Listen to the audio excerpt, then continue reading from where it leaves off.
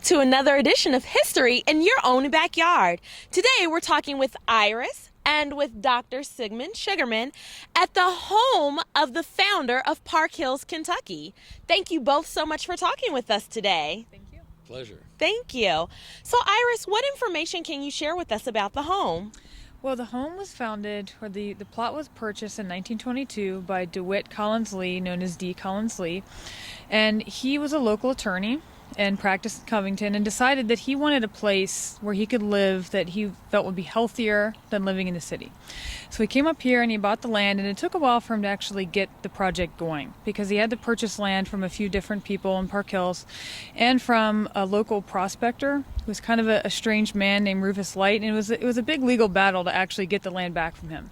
But when he finally was able to buy everything in 1922, he named this road Emerson Road after Ralph Waldo Emerson. A lot of the roads in Park Hills are named after literary figures or historical figures. And D. Collins Lee was not just an attorney. He was also very much a Renaissance man. He was a cultural person. He loved the arts. He loved horticulture. So he felt like Park Hills could be a very beautiful place.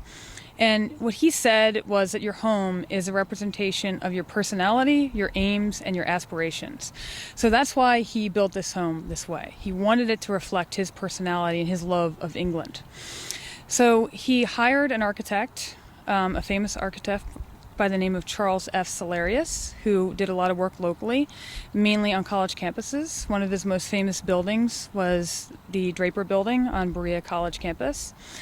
And Cellarius said that he wanted to incorporate the natural landscape in his architecture. So at that building on Berea campus, he said he wanted it to look like it emerged out of the forest. And you can see that in a home like this. He's incorporating the natural landscape. So D. Collins Lee actually sold Park Hills to people on this basis. He actually used this home in the promotional material to say you can build the home that you want that reflects your personality and your aspirations. And you can do it in a place that's naturally beautiful and also healthy to live. And tell me about the unique aspects of the slate that's actually on the roof of the home. Yeah, he imported the slate. That's something his wife was very proud of and she would tell people about. And there's actually a few other items imported in the home as well that Dr. Sugarman can speak a little bit about. All right. So Dr. Sugarman?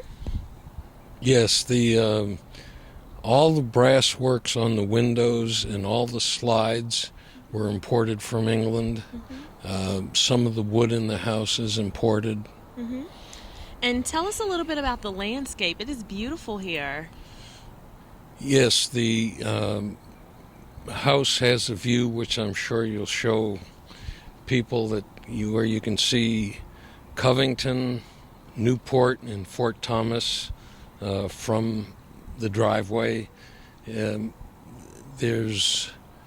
were originally 5 acres to the property. There's now 9.5 acres to the property, which includes woods and gardens. Many of the gardens have many perennials as well as annuals, many roses. The gardens were mostly designed by Sigmund Sugarman.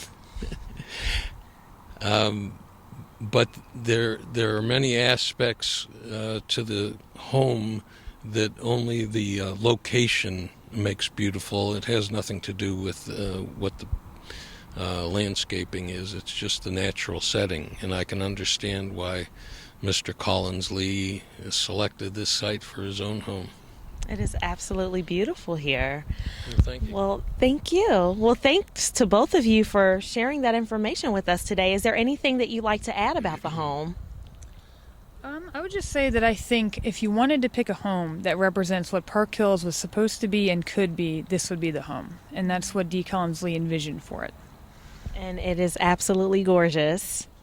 The design of the gardens was after the Medici Gardens in Italy, and some of it is after the Gardens of Versailles. Mm-hmm. There are many areas where there are statues, and the statues are surrounded by greenery, which was mostly Italian in design. The cutout of the gardens unlike Versailles, are not surrounded by boxwoods, but they're surrounded by grass, but each garden is individual. And so the grass makes it stand out much like the boxwoods make Versailles stand out. Many of the statues are imported from countries outside the United States. Some are Greek, some are Italian. Can you tell us about the column that we see behind the house? Yes, sure. The column was one of 8 columns from the Custom House that was in downtown Cincinnati and actually destroyed in the early 20th century. The Custom House was built at a cost of $5.25 million in 1874 and was subsequently destroyed.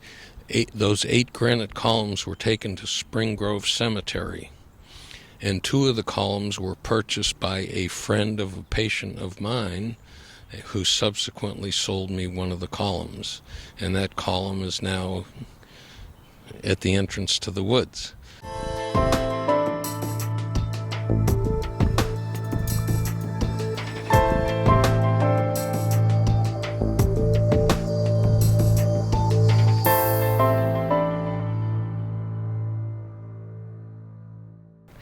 Thanks again for tuning in to today's edition of History in Your Own Backyard.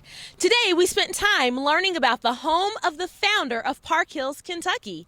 We certainly hope that you enjoy learning all about it. Remember, travel slowly and stop often. We'll see you next time. Bye-bye.